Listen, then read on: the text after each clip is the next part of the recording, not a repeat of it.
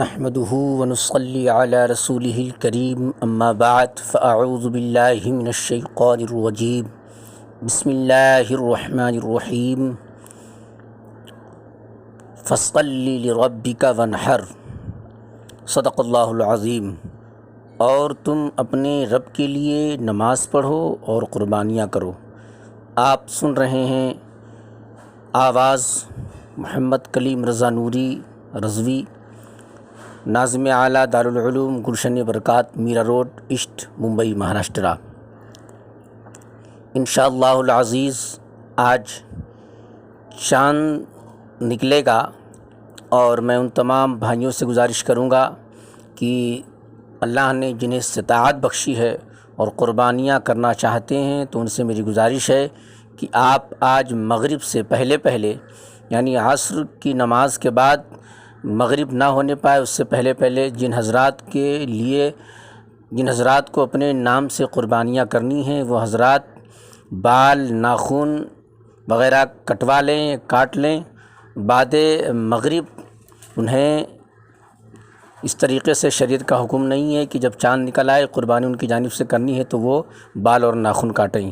میرے سرکار نے یہ فرمایا ہے اور اپنی امت کو یہ تعلیم دی ہے۔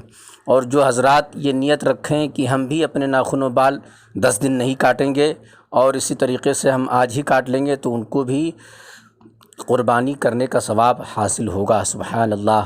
آپ دیکھ رہے ہیں نوری نیٹورک 92 یوٹیوب چینل۔ حضرت ابراہیم خلیل اللہ علیہ السلام نے خواب میں دیکھا تھا کہ میں اپنے بیٹے کو ذبح کر رہا ہوں۔ نبیوں کا خواب سچا ہوتا ہے اور اللہ تعالیٰ کی جانب سے تھا، اور ایسی بات اللہ تعالیٰ کی جانب سے حکم دیے جانے کے برابر مانی جاتی تھی۔ اس لیے انہوں نے اپنے بیٹے سے کہا کہ میں نے ایسا خواب دیکھا ہے، تمہاری کیا رائے ہے؟ حضرت اسماعیل علیہ السلام نے بے ساختہ جواب دیا، بسم اللہ الرحمن الرحیم، یا ابت فعل ما تؤمر ستجدنی ان شاء اللہ من الصابرین۔ سورہ صافات رکوع نمبر 3۔ اے ابا حضور، آپ کو جو حکم ہوا ہے اس پر عمل کر لیجئے، انشاءاللہ آپ مجھے صبر کرنے والوں میں سے پائیں گے۔ سبحان اللہ۔ چنانچہ حضرت ابراہیم علیہ السلام اپنے بیٹے حضرت اسماعیل علیہ السلام کو مکہ مکرمہ سے لے کر چلے اور مینا میں جا کر ذبح کرنے کی نیت سے ایک چھری ساتھ لی۔ مینا مکہ معظمہ سے 3 میل دور 2 پہاڑیوں کے درمیان ایک بہت لمبا میدان ہے۔ جب مینا میں داخل ہونے لگے تو ان کے بیٹے کو شیطان بہکانے لگا۔ حضرت ابراہیم علیہ السلام کو پتہ چلا تو شیطان کو اللہ اکبر کہہ کر 7 کنکریاں ماری، جس کی وجہ سے وہ زمین میں دھس گیا۔ دونوں باپ بیٹے آگے بڑھے تو زمین نے شیطان کو چھوڑ دیا۔ کچھ دور جا کر شیطان پھر بہکانے لگا تو حضرت ابراہیم علیہ السلام نے پھر سے اللہ اکبر کہہ کر 7 کنکریاں ماری، پھر وہ زمین میں دھس گیا۔ یہ دونوں آگے بڑھے تو پھر زمین نے اس کو چھوڑ دیا، پھر آ کر ورغلانے لگا۔ حضرت ابراہیم علیہ السلام نے پھر سے اللہ اکبر کہہ کر 7 کنکریاں ماری، پھر وہ زمین میں دھس گیا۔ اس کے بعد آگے بڑھ کر حضرت ابراہیم علیہ السلام نے اپنے بیٹے کو پیشانی کے بل زمین پر لٹا دیا۔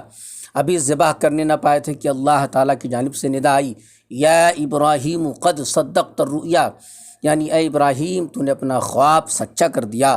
پھر اللہ پاک نے ایک میڈھا بھیجا جسے اپنے بیٹے کی جانب سے حضرت ابراہیم علیہ السلام نے ذبح کر دیا، جیسا کہ حق تعالیٰ جل مجدہ کا ارشاد عظیم ہے، وَفَدَيْنَاهُ بِذِبْحٍ عَظِيمٍ۔ ذبح کیا تو میڈھا اور ثواب مل گیا بیٹے کی قربانی کا، کیونکہ دونوں باپ بیٹے اپنے دل و جان سے اس کام کے انجام دینے کو طے کر چکے تھے جس کا اللہ تعالیٰ کی جانب سے حکم ہوا تھا۔ باپ نے بیٹے کو پیشانی کے بل لٹا دیا اور بیٹا ذبح ہونے کے لیے بخوشی لیٹ گیا۔ دونوں نے اپنی جانب سے کوئی کسر نہیں چھوڑی۔ اللہ جل شانہ کے یہاں نیت دیکھی جاتی ہے، اپنی نیت میں سے دونوں سچے تھے، جیسا کہ حق تعالیٰ کا ارشاد ہے، فَلَمَّا أَسْلَمَا وَتَلَّهُ لِلْجَبِينِ۔ قربانی کرنے کی فضیلت۔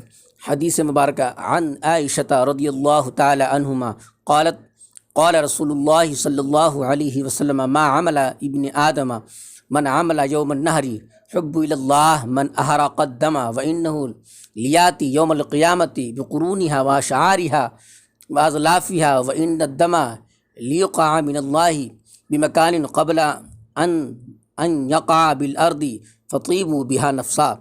حضرت عائشہ صدیقہ رضی اللہ تعالیٰ عنہ کا بیان ہے کہ رسول کریم صلی اللہ علیہ وسلم نے فرمایا، بقرعید کے 10 تاریخ کو کوئی نیک عمل اللہ تعالیٰ کے نزدیک قربانی کا خون بہانے سے بڑھ کر محبوب اور پسندیدہ نہیں، اور قیامت کے دن قربانی کرنے والا اپنے جانور کے بالوں، سینگوں اور کھروں کو لے کر آئے گا، اور یہ چیزیں ثواب عظیم ملنے کا ذریعہ بنیں گی۔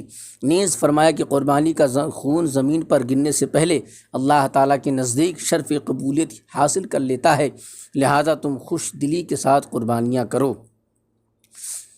حدیث عن ابن عباس رضی اللہ تعالی عنہما قال قال رسول اللہ صلی اللہ علیہ وسلم فی یوم اضحی ما عمل آدم فی هذا اليوم افضل من دم یحراق الا ان یکون رحم و توصل۔ حضرت ابن عباس رضی اللہ تعالیٰ عنہما فرماتے ہیں کہ رسول اللہ صلی اللہ علیہ وسلم نے بقرعید کے دن فرمایا کہ آج کے دن کوئی شخص قربانی سے بہتر عمل نہیں کر سکتا۔ اللہ یہ کہ صلہ رحمی، یاد رہے کہ صلہ رحمی نفلی قربانی کا بدل تو ہو سکتی ہے، واجب قربانی کا نہیں۔ حضرات محترم، اور کچھ مسائل بھی آپ حضرات کے سامنے عرض کر دوں تاکہ آپ حضرات ذہن نشین فرما لیں۔ کچھ مسائل ہیں، قربانی کس پر واجب ہے؟ جس شخص پر زکوٰۃ فرض ہو، یا جس کے پاس 52.5 تولہ چاندی یا اس کی قیمت ہو، یا اتنی قیمت کا مال تجارت ہو، یا فاضل سامان پڑا ہو، اس پر قربانی اور صدقہ فطر واجب ہو جاتے ہیں۔ بہت سے لوگ سمجھتے ہیں کہ جس پر زکوٰۃ فرض نہیں اس پر قربانی بھی واجب نہیں۔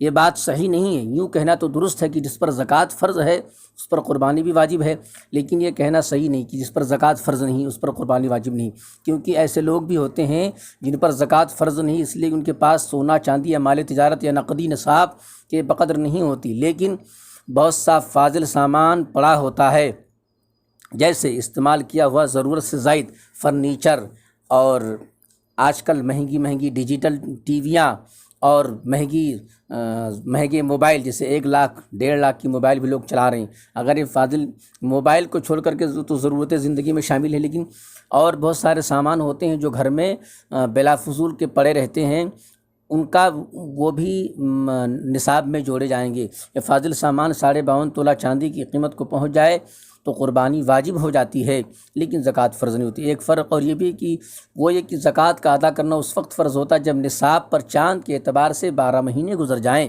اور قربانی واجب ہونے کے لیے قربانی کی تاریخ آنے سے پہلے 24 گھنٹے گزرنا بھی ضروری نہیں۔ مثلا اگر کسی کے پاس بقرعید کی 9ویں تاریخ کو عصر کے وقت ایسا مال آیا جس کے ہونے سے قربانی واجب ہوتی ہے، اور 10 تاریخ میں بھی اس کے پاس موجود رہا تو اس پر کل کو قربانی واجب ہو جائے گی، اور گھر کے ہر شخص کی ملکیت علیحدہ دیکھی جائے گی۔ اگر کسی گھر میں باپ، بیٹے اور بیٹوں کی ماں ہر ایک کی ملکیت میں اتنا مال ہو جس پر قربانی واجب ہوتی ہے تو ہر ایک پر علیحدہ قربانی واجب ہوگی۔ قربانی کے جانور شرعاً مقرر ہیں۔ گائے، بیل، بھینس، بھینسا، اونٹ، اونٹنی، بکرا، بکری، بھیڑ، بھیڑا، دمبا، دمبی کی قربانی ہو سکتی ہے۔ ان کے علاوہ اور کسی جانور کی قربانی درست نہیں، اگرچہ کتنی قیمت کی ہی کیوں نہ ہو، اور کھانے میں جس قدر بھی مرغوب ہو، لہٰذا ہرن کی قربانی نہیں ہو سکتی۔ اسی طرح دوسرے حلال جنگلی جانور قربانی میں ذبح نہیں کیے جا سکتے۔